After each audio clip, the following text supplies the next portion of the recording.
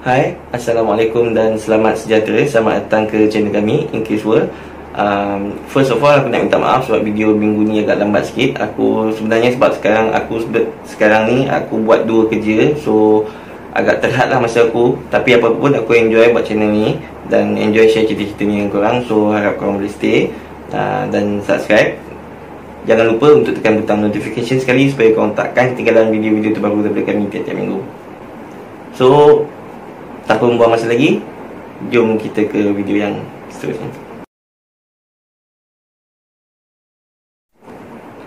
Blanche Monnier adalah seorang gadis berusia 25 tahun yang berasal dari golongan bangsawan kuno, dan family Blanche ni sebenarnya sangat-sangat terkenal dan sangat-sangat disegani di kawasan tempat tinggal itu di Poitiers, Perancis. Dan Blanche tinggal bersama dengan ibunya, Louise Monnier, dan juga abangnya, Marcel Monnier. Dan Blanche sendiri pun sebenarnya sangat-sangat terkenal di kalangan penduduk setempat sebab Blanche ni mempunyai rupa paras yang sangat-sangat cantik lah. So disebabkan itu, ramailah anak-anak muda, orang-orang yang berada-berada juga, bukan berada yang have datang untuk nak meminang, memperisterikan Blanche. Tapi semuanya ditolak mentah-mentah oleh Louise, ibu Blanche. Semua ni adalah disebabkan kerana Louise sangat-sangat mementingkan darjat dan juga taraf hidup dia sebagai gelaran dia sebagai seorang bangsawan. So dia tak senang-senang nak terima menantu daripada orang sembarangan lah. Tapi malang bagi Louise, Blanche akhirnya menyatakan yang dia ada kekasih hati dan dia ingin berkahwin dengan kekasih hati dia tu lah. Dan kekasih hati Blanche merupakan seorang peguam yang dah lebih usia daripada Blanche, dan juga seorang peguam yang tak berjaya sangat pun. So macam peguam sendu kot, macam tu lah kot.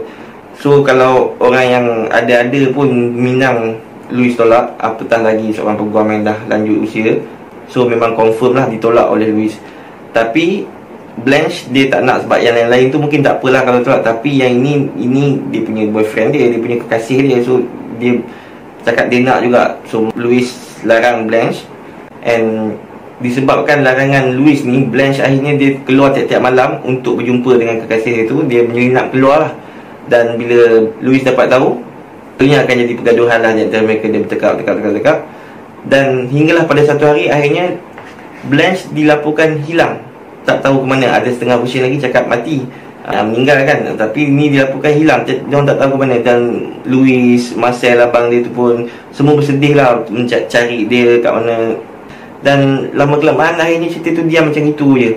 Tak ada siapa pun yang jumpa Blanche. Dan Louise dan Marcel pun teruskan kehidupan sehari-hari diorang macam biasa, dengan sangat sedih lah atas kehilangan adik dan anak dia tu.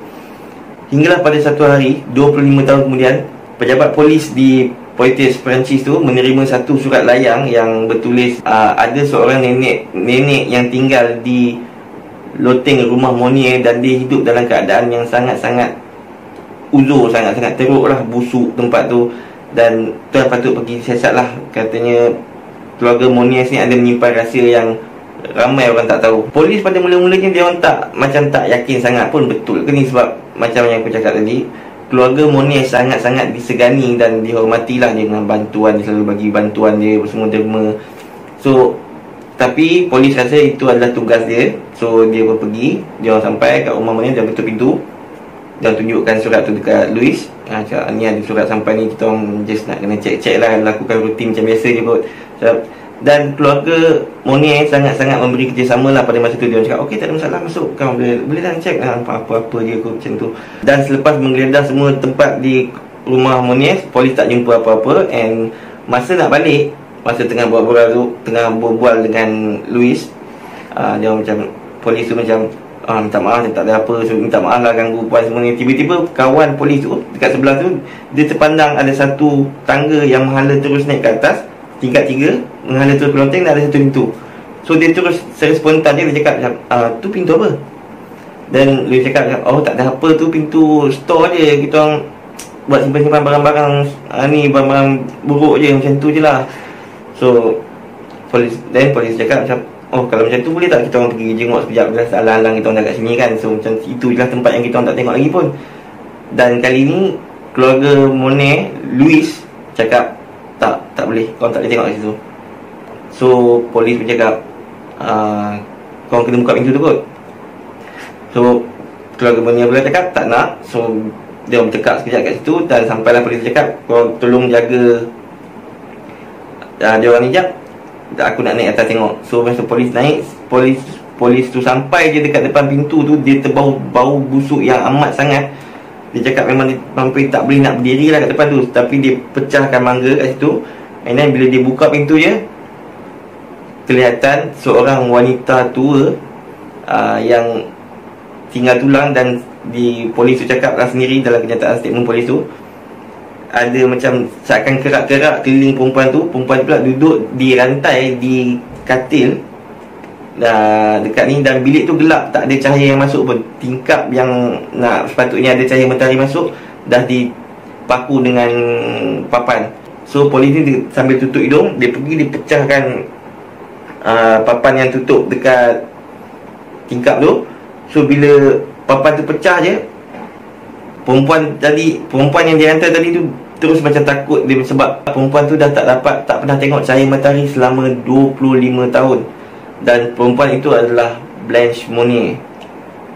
Blanche Monnier. Selama 25 tahun yang dikatakan Blanche ni hilang, tak tahu ke mana pergi, ada yang cakap mati.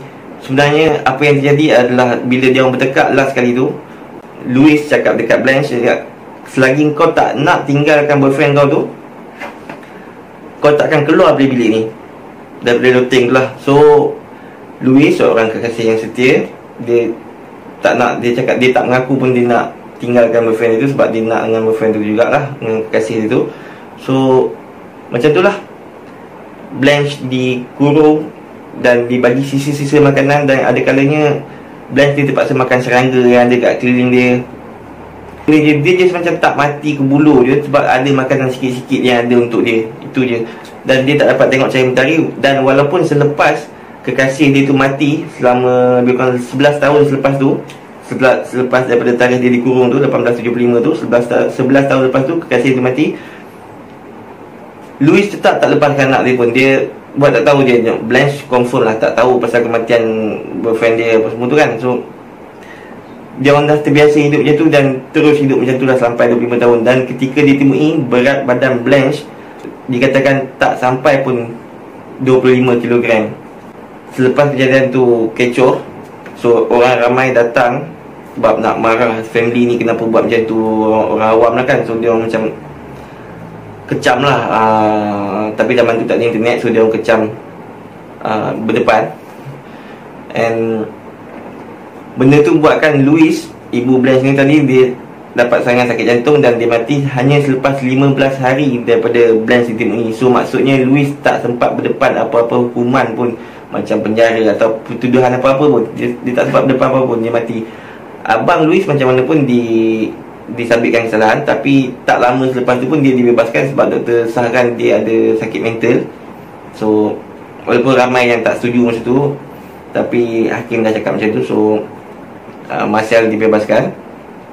Dan bagi Blanche pula, selepas dia diselamatkan tu, tak lama selepas tu dia disahkan mengidap macam-macam penyakit lah, skizofrenia, anorexia, macam-macam penyakit lah, sampaikan dia ditempatkan di sebuah hospital sakit jiwa.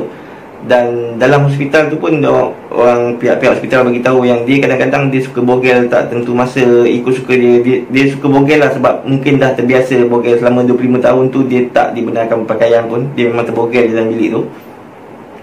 Dan dia juga ada habit suka makan najis dia sendiri, sebab dia dah terbiasa makan benda tu. So dan tak lama, lebih kurang pada tahun 1913, Blanche Monnier meninggal dunia di hospital sakit jiwa tersebut. Kisah Blanche Monnier ni ada dibukukan oleh penulis Perancis pada masa itu, dan mendapat liputan akhbar yang meluas lah. So apa pendapat korang? Adakah kita juga akan jadi macam Blanche, dikurung dalam rumah selama PKP ni? Korang bolehlah komen kat bawah kalau ada apa-apa pendapat, dan aku akan cuba baca komen korang satu persatu. Lagi sekali aku minta maaf video kali ini lambat sikit. So itu saja untuk aku daripada kali ini. Macam biasa, kalau korang minat dengan konten-konten yang misteri, mistik, seram, jenayah dan seumpamanya, korang bolehlah subscribe ke channel kami. Dan jangan lupa untuk tekan butang notification sekali supaya korang takkan ketinggalan video-video terbaru daripada kami tiap-tiap minggu. Assalamualaikum dan selamat sejahtera.